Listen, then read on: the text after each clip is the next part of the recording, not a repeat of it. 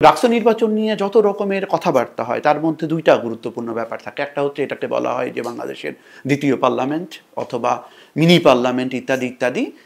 এগুলি হয়তো রেটরিক হিসাবে একসময় খুব গুরুত্বপূর্ণ ছিল, কিন্তু আমার মনে হয় না যে ডাকসুকে সেভাবে দেখার আসলে কোনো সুযোগ আছে। হ্যাঁ, এটা 52, 69, অথবা 90 সালেও ডাকসুর যে গুরুত্ব থাকা সম্ভব ছিল জাতীয় রাজনীতিতে, এখন ডাকসুর পক্ষে আসলে ওই ধরনের গুরুত্ব রাখা সম্ভব না, বা ও ধরনের আবেদন তৈরি করতে পারা সম্ভব না। দ্বিতীয়ত হচ্ছে এই যে ডাকসু নির্বাচনকে কেন্দ্র করে জাতীয় রাজনীতিরও এক ধরনের সংস্কার হবে বা ডাকসু পাল্টে দেবে বাংলাদেশকে, এটাও একটা সাংঘাতিক রকম অতিকথন। এবং আপনি যদি ডাকসুর যে গঠনতন্ত্র বা ডাকসু কী করতে পারে ডাকসুর নেতারা, সেটা দেখেন যে তারা খুব সুনির্দিষ্টভাবে খুব বেশি কিছু এক বছরের জন্য নির্বাচিত হয়ে করার সুযোগ নাই, তাই না? আচ্ছা, কিন্তু অসুবিধা হচ্ছে যেহেতু আমাদের জাতীয় রাজনীতিতে রাজনৈতিক দলগুলি বা রাজনৈতিক দলগুলিতে যারা প্রার্থিতা ঘোষণা করে নিজের পক্ষে, তারা এমন সব আকাশ কুসুম সব এজেন্ডা বা করে দেবেন বলে এমন সব ধারণা জনগণের সামনে বা সম্ভাব্য ভোটারদের সামনে হাজির করেন। আমি দেখেছি যে ডাকসুর যে প্রতিশ্রুতি বিভিন্ন দলের অথবা দল সমর্থিত অথবা স্বতন্ত্র, তারা কিন্তু সেই সব কি বলবো আকাশ কুসুম পরিকল্পনা থেকে মুক্ত নন। নিজেরা তারা এমন সব প্রতিশ্রুতি দিয়েছেন যেগুলি আসলে তাদের পক্ষে এক্সিকিউট করতে পারাই সম্ভব না। তারা কেবলমাত্র দাবি করতে পারেন, প্রশাসনের সঙ্গে অথবা ঢাকা বিশ্ববিদ্যালয়ের কর্তৃপক্ষের সঙ্গে বার্গেইন করতে পারেন। হ্যাঁ, কিন্তু এক বছর সময়কালে আসলে খুব বস্তুনিষ্ঠভাবে কতটা করা সম্ভব বা কতটা এটা প্রয়োগযোগ্য বা বাস্তবায়নযোগ্য সেটা কিন্তু দেখার ব্যাপারই আছে। এটার জন্য ঢাকা বিশ্ববিদ্যালয় কর্তৃপক্ষের পক্ষেও সবসময় সম্ভব আমার এটা মনে হয় না। এর কারণ হচ্ছে বিশ্ববিদ্যালয় নিজের বাজেট নিজে তৈরি করে না বা নিজেই বাজেটের টাকা আমদানি করতে পারে না, তাই না? তা রাষ্ট্রের কাছ থেকে তাকে নিতে হয় না, বা রাষ্ট্রকে এটা দিতে হয়, রাষ্ট্র কমিটেড এটা করার জন্য। তো যেই কারণে ঢাকা বিশ্ববিদ্যালয়ের কোকারিকুলার অ্যাক্টিভিটিস, তার রাজনৈতিক অভিক্ষা শিক্ষার্থীদের, সেগুলি নিয়ে একটা অতিকথন আছে, অতিমাত্রায় আশাবাদ আছে। আমি মনে করি যে এটা ঢাকা বিশ্ববিদ্যালয় কর্তৃপক্ষ, আমাদের শিক্ষার্থীরা, শিক্ষকেরা এবং মিডিয়া এবং দেশবাসীকেও আসলে সেটা বুঝতে হবে।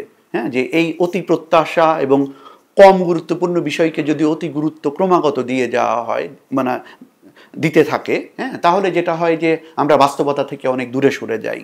ঢাকা বিশ্ববিদ্যালয় ঢাকা বিশ্ববিদ্যালয়ের দরকার যেটা, সেটা হচ্ছে যে এটাকে একটা ভালো লেখাপড়ার জায়গা হিসেবে, লেখাপড়ার বা এই চর্চা হিসেবে এটাকে প্রতিষ্ঠা করার জন্য ফোকাস করা সুনির্দিষ্টভাবে। যেমন ঢাকা বিশ্ববিদ্যালয়ে প্রচুর বিভাগ হয়েছে, একই বিভাগের অনেকগুলো নাম, হ্যাঁ, বা অনেক অনেক জায়গায় আপনি দেখবেন যে একই নাম নানানভাবে আছে।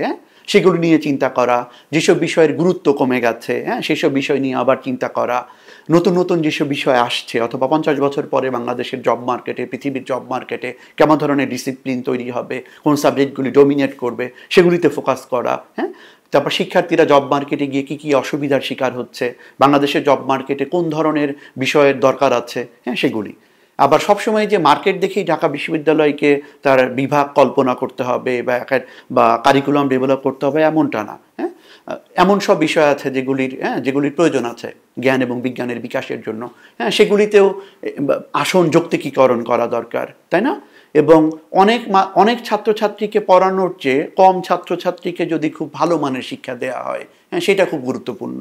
100 জন স্টুডেন্টকে, 100 জন শিক্ষার্থীকে যদি দুর্বল মানের শিক্ষা দেই, হ্যাঁ, বা কম মানের শিক্ষা দেওয়ার চেয়ে আমি যদি 10 জন শিক্ষার্থীকে ভালো মানের শিক্ষা দিতে পারি, সেই জায়গাটাতে আসলে ফোকাস করা, তাই না? 50 জনের ঘরে 100 জন থাকতে পারা, এটা কোনো আনন্দের ব্যাপার না, এটা ভীষণ দুঃখের কারণ। হ্যাঁ, এটা খুব একটা বাজে অভিজ্ঞতা দেয় শিক্ষার্থীদেরকে।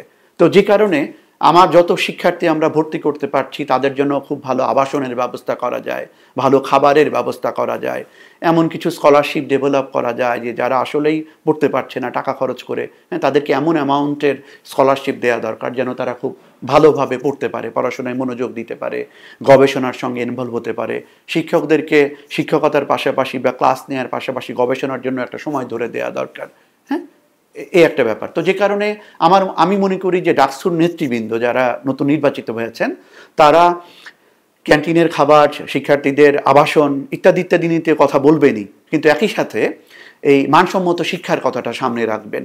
হ্যাঁ, এবং আমি আশা করব যে তারা জাতীয় রাজনীতির সাথে অবশ্যই সম্পর্কহীন রাজনীতি করবেন না, কিন্তু জাতীয় রাজনীতির একটা মিনিয়েচার করে ফেলার মধ্যে দিয়ে, হ্যাঁ, ডাকসুর খুব ভালো ভবিষ্যৎ তৈরি হবে সেটাও আমার মনে হয় না। ওকে, কাজে ডাকসুকে ঢাকা বিশ্ববিদ্যালয়ের নিজস্ব রাজনীতির উপর ভিত্তি করেই তৈরি করতে হবে, এবং সেটা হবে শিক্ষার্থী সংশ্লিষ্ট, এখানকার একাডেমিক এনভায়রনমেন্ট এবং যে তার যে একাডেমিক গোল আছে সেটার সাথে সম্পর্কিত না।